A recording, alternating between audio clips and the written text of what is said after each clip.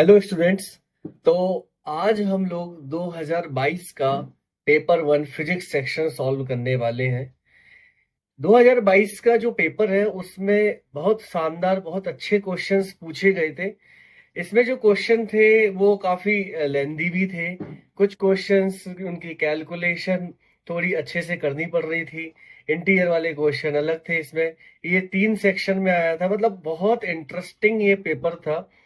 बच्चों के point of view से अगर देखा जाए तो ये जो पेपर है ये मॉडरेट लेवल का पेपर है, मतलब टफ साइड की तरफ ही जा रहा है ये पेपर। और हमने इस पेपर को 2 पार्ट में सॉल्व किया है। तो ये वाला जो पार्ट है ये वीडियो का भाग 1 है। पार्ट 2 में हम लोग आगे के क्वेश्चन सॉल्व करेंगे। इसमें हम टोटल 8 क्वेश्चन सॉल्व करेंगे। तो चलिए शुरू करते हैं क्वेश्चन नंबर 1 से। तो इसमें क्या है, first question, two spherical star A and B have density rho A and rho B respectively. A and B have the same radius and their masses ma and mb are related by mb is equal to 2ma.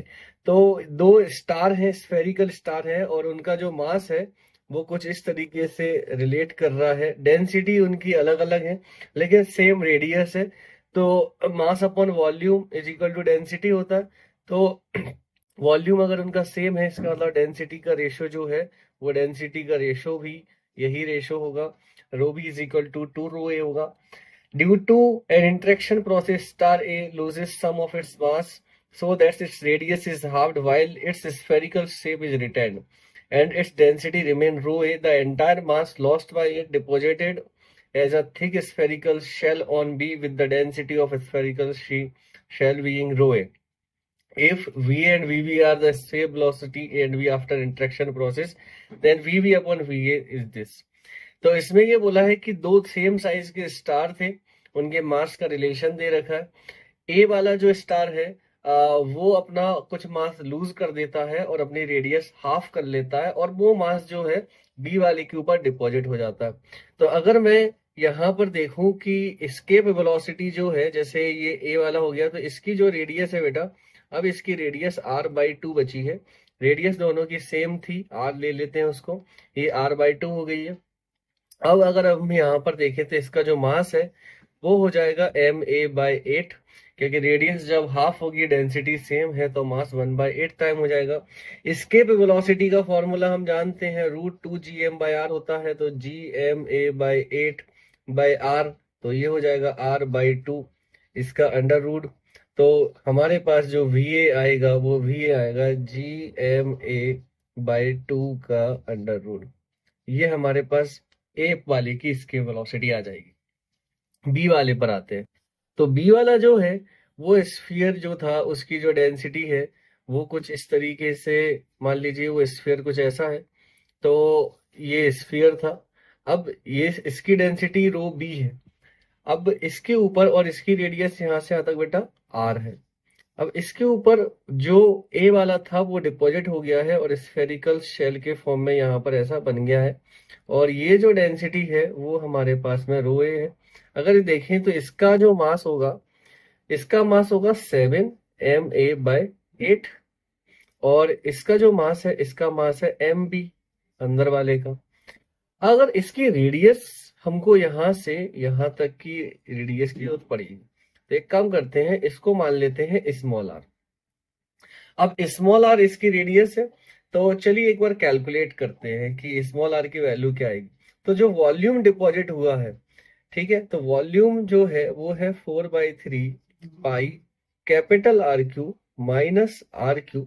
ये volume deposit हुआ, और ये volume जो था इसको रो ए से अगर multiply करें तो ये जो आएगा हमारे पास में मास आएगा इसका, कितना आएगा, ये आएगा 7/8 ma। और ma की जो वैल्यू थी वो थी रो ए 4/3 पाई आर क्यूब, ये आएगा। तो 4/3 से 4/3 गया, रो ए से रो ए कैंसिल हुआ। आर क्यूब की जो वैल्यू आ रही है वो आ रही है हमारे पास 15/8 आर क्यूब।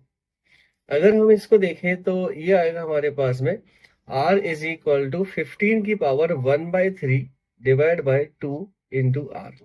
ये हमारे पास में आ जाएगी इसकी आउटर रेडियस। ठीक है, अब अगर अपन देखें इसमें कि r इज इक्वल टू 15 1/3 इसकी escape वेलोसिटी निकाले, तो बेटा escape वेलोसिटी निकालने के लिए मैं एक काम करता हूँ, सरफेस पर इसका पोटेंशियल लिखता हूँ। तो potential v is equal to, ये जो अंदर वाला स्फीयर है इसकी वजह से आएगा अपने पास में g mb by small r plus अंदर वाले की वजह से वो आएगा हमारे पास में g 7ma bye 8 bye r, और ये माइनस में आएगा।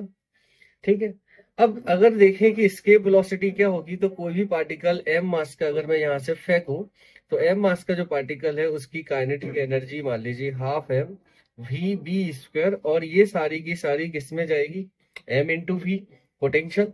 ठीक है ना, ये सारी की सारी एनर्जी इसमें जाएगी, तो ये आ जाएगा हमारे पास में g बाय r कॉमन आ जाएगा स्मॉल m, और ये m भी है, तो एम बी की वैल्यू जो है यहां से हम रख देते हैं, ये आएगी 2ma प्लस 7ma बाय 8, ये आ जाएगा, ये m से m गए। ठीक है, अब ये जो vb आ रहा है, vb का स्क्वायर, ये आ रहा है 2g r की वैल्यू है 15 की पावर 1/3 r और बाई 2, तो 2 ऊपर चला जाएगा, और ये हो जाएगा हमारे पास में 16 और 7 23/8 ma। ठीक है, तो ये आ जाएगा हमारे पास में 23g ma बाय 15 की पावर 1/3 इंटू r, ये हमारे पास में आएगा। ठीक है, और ये जो है डिवाइड बाय 2 भी आएगा। अब अगर हम इसका अंडर रूट और डिवाइड करें तो ये आएगा VB अपॉन VA। ठीक है, ये VB अपॉन VBA की वैल्यू पूछिए, VB upon VA which is, तो GMA बाय R तो कैंसिल हो जाएगा बेटा, वहां डिवाइड बाय 2 है, यहाँ 23 है, तो 23 अपॉन 15 की पावर 1/3 का अंडर रूट, ये निकल के आएगा। ठीक है, तो यहां से देख पा रहे हैं कि हमें पूछा है 10n, मतलब n की वैल्यू हमारी कितनी आएगी बेटा 2.3, ये 2.3 आएगा। ठीक है, इसका आंसर है 2.3। चलिए क्वेश्चन नंबर 2 को सॉल्व करते हैं। इसमें दे रखा है कि the minimum kinetic energy needed by alpha particle to cause the nuclear reaction in a laboratory frame is N mega electron volt में है। Assume that nitrogen is at rest in a laboratory frame. Nitrogen का जो atom है, वो जो nucleus है वो rest पर है, और मासेस दे रखे हैं सभी के हमको, और ये बोला है कि 1 u की वैल्यू हमें दे रखी है, the value of n is, तो n की वैल्यू बतानी है हमको। ठीक है, तो हमें बताना है यहाँ पर कि जो हमारा अल्फा पार्टिकल है उसकी काइनेटिक एनर्जी कितनी होगी। बहुत ही प्यारा सवाल है, और ये रेडियो एक्टिविटी का सवाल है। सबसे पहले तो हम ये देख लेते हैं कि मास डिफेक्ट कैसा है। तो मास डिफेक्ट निकालने के लिए delta m is equal to, delta m की वैल्यू लिखते हैं, डेल्टा m आएगा हमारे पास में, देखिए यहाँ पर जो मास है नाइट्रोजन का 16.006 है, अल्फा पार्टिकल का 4.003 है, और हाइड्रोजन का ये है, और ऑक्सीजन का ये है।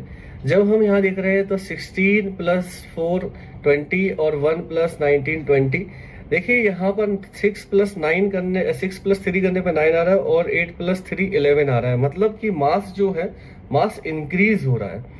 तो मास इंक्रीज हो रहा है, इसका मतलब है ये जो एनर्जी ली गई है ये अल्फा पार्टिकल से ली गई है, अल्फा पार्टिकल की काइनेटिक एनर्जी से ली गई है।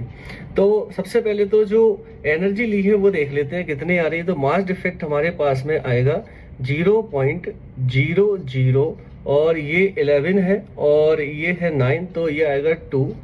ये मास जो है u में आया। अब ये एनर्जी कितनी बनाएगा, तो E बराबर हम जानते हैं डेल्टा m c² होता है।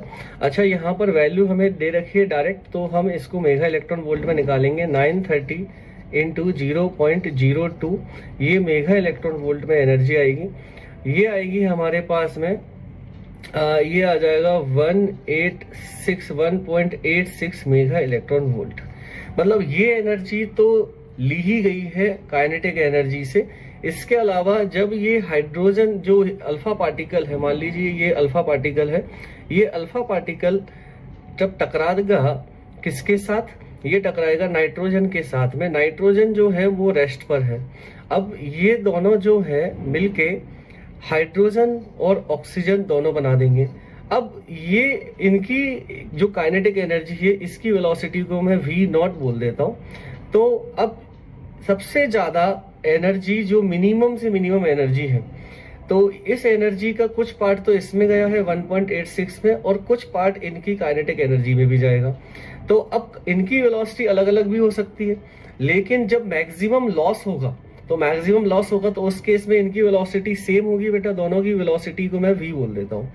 तो ये जब हम लिखेंगे यहाँ पर हाफ m, तो मैं सब u यूनिट में सॉल्व कर रहा हूँ, v नॉट स्क्वायर माइनस ये जो है इन दोनों की वेलोसिटी सेम मान लेते हैं, तो ये हो जाएगा हाफ, और इन दोनों का मास हो जाएगा मिला के 20 इंटू वी स्क्वायर। अब ये जो है काइनेटिक एनर्जी का जो डिफरेंस है, जो काइनेटिक एनर्जी में कुछ हिस्सा तो इनके पास गया और बचा हुआ हिस्सा कहाँ गया, 1.8 मेगा इलेक्ट्रॉन वोल्ट में गया, 1.86 मेगा इलेक्ट्रॉन वोल्ट में ये चला गया। जब हम यहाँ से सॉल्व करेंगे तो v की वैल्यू हम डालेंगे, अब मोमेंटम कंजर्व रहेगा बेटा, तो ये आ जाएगा 4 into v naught is equal to 20v। तो v इज इक्वल टू आ जाएगा v नॉट बाई 5, तो ये 2v naught square minus 10 v naught by 5 का square which is equal to 1.86। जब इसको सॉल्व करेंगे तो ये आ जाएगा हमारे पास में 2v नॉट बाई 5, और ये माइनस होगा यहाँ से, तो ये आ जाएगा 2v नॉट बाई 5 और ये 10, तो ये आ जाएगा 8v naught square by 5 is equal to 1.86। तो v नॉट स्क्वायर बराबर आ रहा है हमारे पास में 1.86 इंटू 5/8। तो काइनेटिक एनर्जी जो है अल्फा पार्टिकल की वो आएगी हमारे पास 1/4 into v naught square 1.86 into 5/8।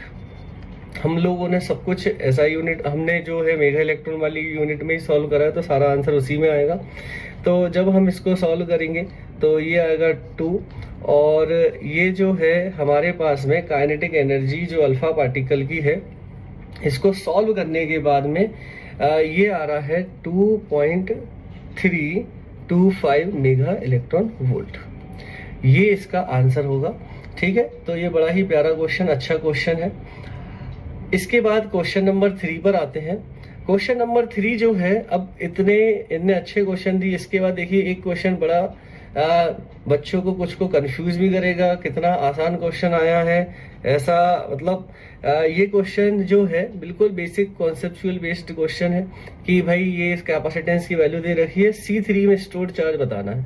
तो जरा देखिए कि C3 जो है वो कैपेसिटर ये है, और ये डायरेक्ट यहाँ पर 2 वोल्ट की बैटरी के पैरेलल लगी हुई है।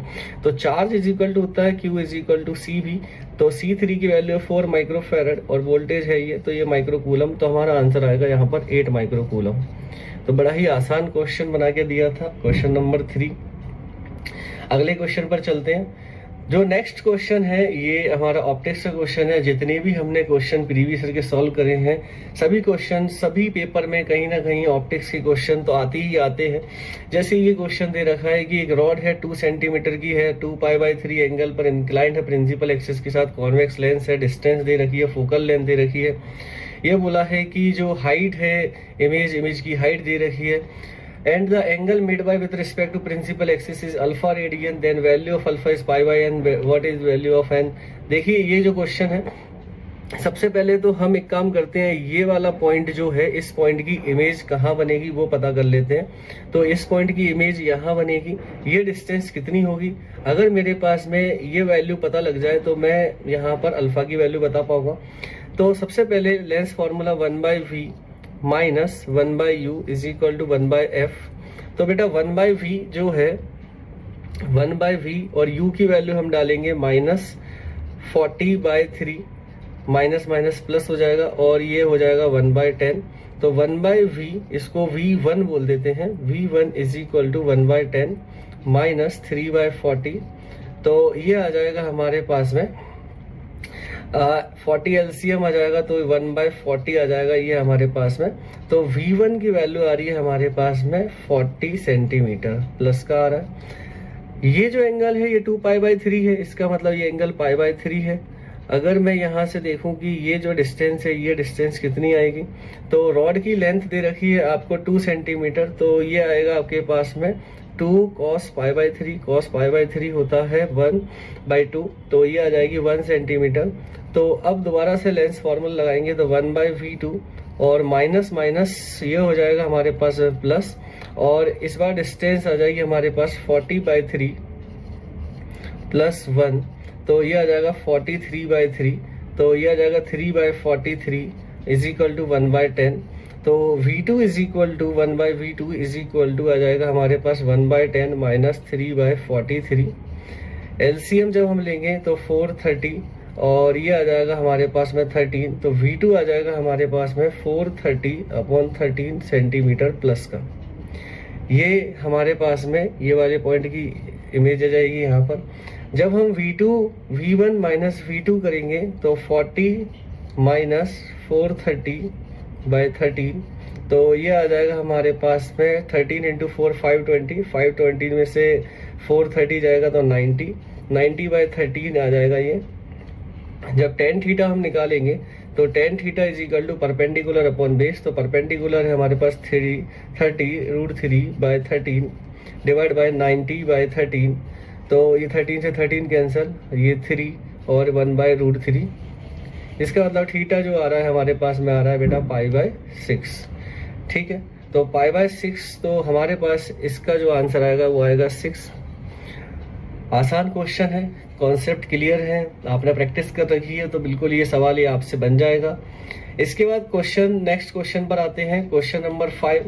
इसमें बोला है time t is equal to 0, a disc of radius 1 metre starts to roll without slipping on a horizontal plane. एक डिस्क है जो कि हॉरिजॉन्टल प्लेन पर रोल कर रही है। तो ये जो है यहाँ पर अगर देखें तो इसकी रेडियस t बराबर 0 पर बोल रखा है कि हॉरिजॉन्टल प्लेन पर अल्फा में दे रखा है, अल्फा 2/3 रेडियन पर सेकंड स्क्वायर है। अब ये बोला small stone are stuck to the disc t is equal to 0, is it at the contact point. तो t बराबर 0 पर बेटा ये यहाँ पर है।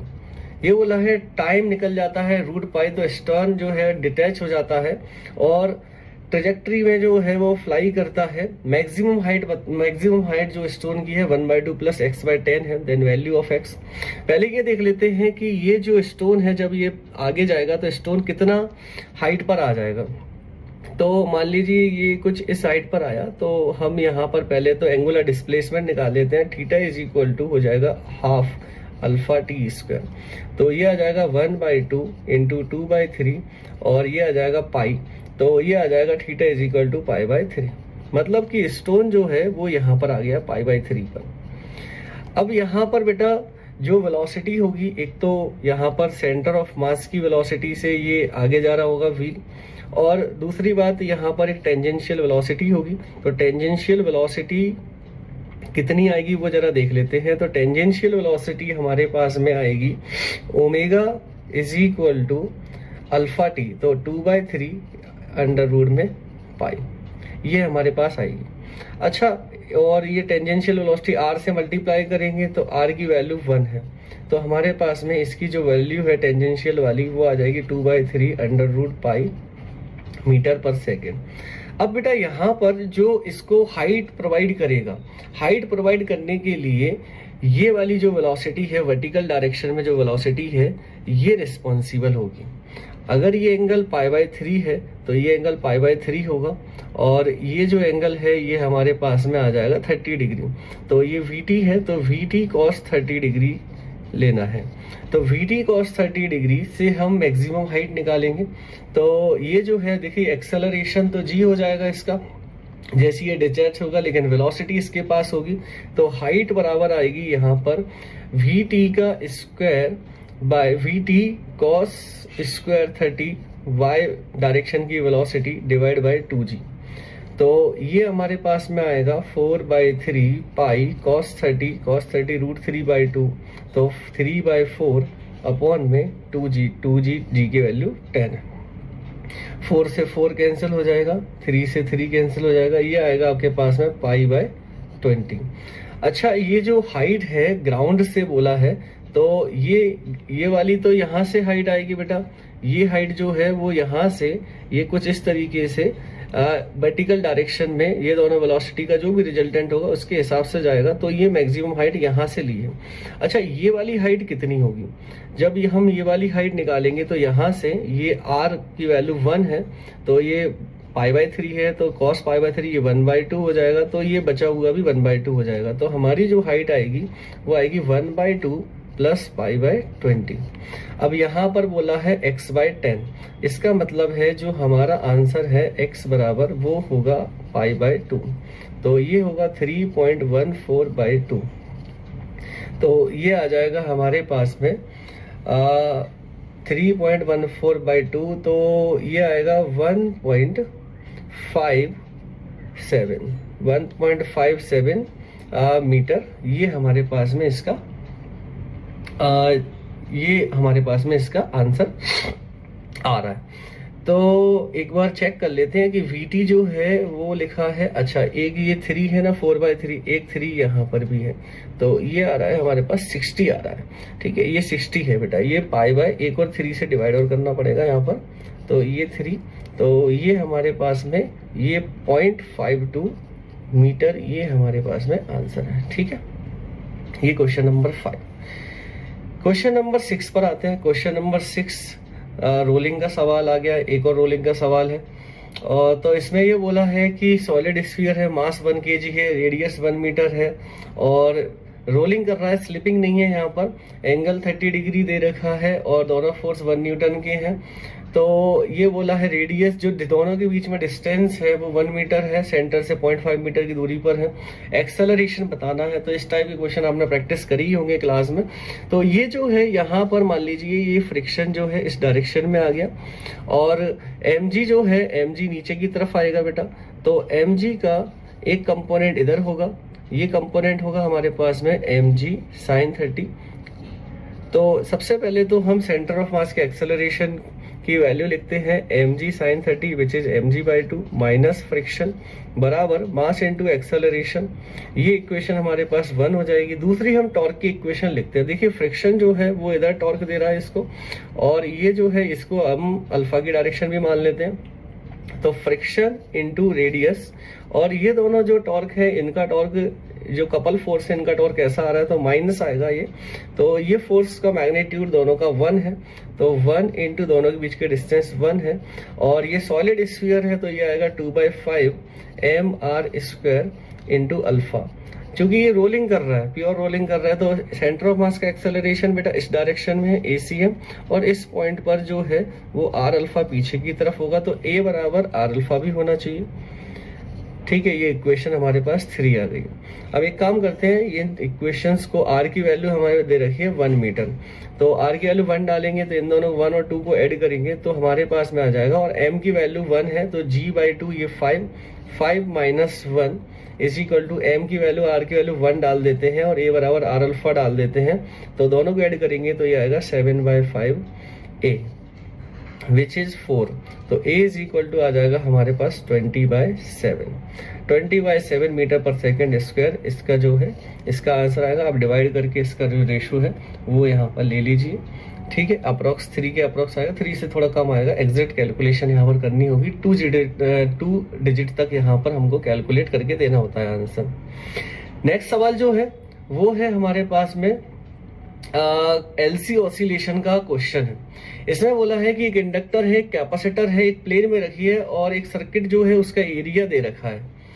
LC सर्किट है, एक मैग्नेटिक फील्ड है, ठीक है, जो कि placed in a constant magnetic field of strength B0 which is perpendicular to the plane at T is equal to 0। Magnetic field strength start increasing linearly, T बराबर 0 पर magnetic field इस function के हिसाब से चेंज होता है। Beta दे रखा है, मैक्सिमम मैग्नीट्यूड ऑफ करंट दे रखा है। तो बेटा अगर सर्किट LC सर्किट कुछ इस तरीके का है तो उसमें क्या कर रखा होगा कि ये जो एरिया है, इस एरिया की वैल्यू आपको दे रखी है और मैग्नेटिक फील्ड है। तो मैग्नेटिक फील्ड होने की वजह से क्या होगा कि इसमें इंडक्शन आएगा। फाई बराबर होता है B into area into cos theta, perpendicular है तो कॉस थीटा की वैल्यू 1 हो जाएगी। ई बराबर आ जाएगा हमारे पास में d B by d t into area. D B by d t जो है इसको डिफरेंशिएट करेंगे तो बीटा आएगा इंटू एरिया आएगा। बीटा की वैल्यू 0.04 है, एरिया की वैल्यू 1 है, तो इतने वोल्ट ये आ रहा है, 0.04 वोल्ट। अब ये जो है इससे कैपेसिटर मान लीजिए फुल चार्ज हो गई, तो जो करंट पूछा है मैक्सिमम करंट, कैपेसिटर की जो एनर्जी है हाफ CV स्क्वायर, जब ये पूरी एनर्जी इंडक्टर पे जाएगी तो जो करंट है वो मैक्सिमम हो जाएगा। तो इसका मतलब है कि मैक्सिमम करंट निकालने के लिए आप एनर्जी कंजर्व कर दीजिए। तो C की वैल्यू जो है वो है हमारे पास में 10⁻³ फैराड, जो V है वो है 0.04 का square is equal to L, inductor है हमारे पास 0.1 हेनरी I स्क्वायर। तो आप इसको डिवाइड करिए, ये आ जाएगा 10⁻² और 10⁻² आप इसका अंडर रूट लीजिए तो ये आ जाएगा 0.004। तो हमारे पास आंसर ये है, मिली एम्पियर में बताना है तो ये एम्पियर में है, तो हमारा आंसर आएगा 4। क्वेश्चन नंबर 7 बढ़िया क्वेश्चन है, कॉन्सेप्चुअल क्वेश्चन है। इसके बाद क्वेश्चन नंबर 8 पर आते हैं। इसमें ये प्रोजेक्टाइल का क्वेश्चन है। इसमें बोला है कि एक प्रोजेक्शन किया थीटा एंगल पर और acceleration due to gravity G है, रेंज डी आती है, हाईएस्ट पॉइंट पर ट्रेजेक्ट्री में अगर मान लीजिए कि रीजन हमने चेंज कर दिया और एक्सेलरेशन वहां पर g/0.81 है, तो डी की वैल्यू बताइए। तो ये ग्राउंड ले लेते हैं। अब यहाँ से जब हम प्रोजेक्शन करेंगे तो जब ये टॉप पॉइंट पर जाएगा तो यहाँ इस रीजन के बाद में जो इसकी ट्रेजेक्ट्री होगी वो g जो है वहां पर g बदल गया है, वो हो गया है g/0.81। बेटा ये जो डिस्टेंस है ये डिस्टेंस d/2 हो जाएगी। अगर मैं d की बात करूं तो रेंज का फॉर्मूला हो जाता है 2u² sin theta cos theta by g। अब यहाँ पर देखिए कि जो वेलोसिटी है वो तो u cos थीटा होगी। अच्छा, मैक्सिमम हाइट ये तो वही रहेगी, जब इस पॉइंट पर जा रहा है तो ये यहाँ पर वेलोसिटी इसकी 0 हो गई है, तो ये हो जाएगा u² sin² theta by 2g हो जाएगी। ठीक है, अब यहाँ से ये इसके अंडर में कितने डिस्टेंस जाएगा, तो ये हॉरिजॉन्टल वेलोसिटी है, ये तो कांस्टेंट रहेगी। इस हाइट से हम ये टाइम निकाल लेते हैं कितने टाइम बाद ये गिरेगा। तो ये जो टाइम है वो आ जाएगा हमारे पास में h इज इक्वल टू, तो s बराबर ut plus half AT square से टाइम निकाल लेते हैं, तो ये आ जाएगा हाफ AT स्क्वायर। तो डिस्प्लेसमेंट हो जाएगा u² sin² थीटा अपॉन में u² sin² theta upon 2g is equal to half, acceleration हो जाएगा g/0.81 इंटू t²। तो यहाँ से हमारे पास में 2 से 2 कैंसिल हो जाएगा, तो t बराबर आ जाएगा हमारे पास में 0.9 u sin theta upon g। ठीक है, अब डिस्टेंस की बात करें तो इसको d" बोल देता हूँ, जहां पर ये जाके गिरेगा तो ये d" डिस्टेंस हो गई। तो d" इज इक्वल टू आ जाएगा हमारे पास में वेलोसिटी इंटू टाइम, तो वेलोसिटी है u cos थीटा और टाइम है t, तो ये हमारे पास में आ जाएगा 0.9 into d/2 which is 0.45 d। तो हमारे पास में जो d' की वैल्यू आ रही है वो d' की वैल्यू आ रही है 0.95 d। जब हम इसका रेशो लेंगे तो रेशो जो आएगा d' अपॉन d 0.95 आएगा। तो इसका मतलब है कि इसका जो आंसर है वो है 0.95। ठीक है, तो ये जो क्वेश्चन थे अभी हम लोगों ने सॉल्व किए हैं इंटीजर वाले पार्ट 1 में। तो पार्ट 2 में भी बहुत शानदार क्वेश्चन आने वाले हैं। इसी तरीके से हम लोग इतने इंटरेस्टिंग तरीके से ये सारे सवाल सॉल्व करेंगे। तो ये जो वीडियो है इसमें आपको काफी सारे जो कॉन्सेप्ट हैं वो क्लियर हुए होंगे कि कितने तरह के सवाल, कुछ 11th के पोर्शन के, कुछ 12th के पोर्शन के ये सवाल आए हुए हैं। लगभग मिक्सिंग है सवाल। जो अगर सेक्शन इसकी बात करें, हम इस सेक्शन की बात करें तो ये जो है ये मॉडरेट है। इसमें एक सवाल ही इजी था, बाकी जो सारे सवाल थे वो कॉन्सेप्चुअल सवाल थे। तो चलिए वीडियो के नेक्स्ट पार्ट में हम आगे बढ़ते हैं। Thank you.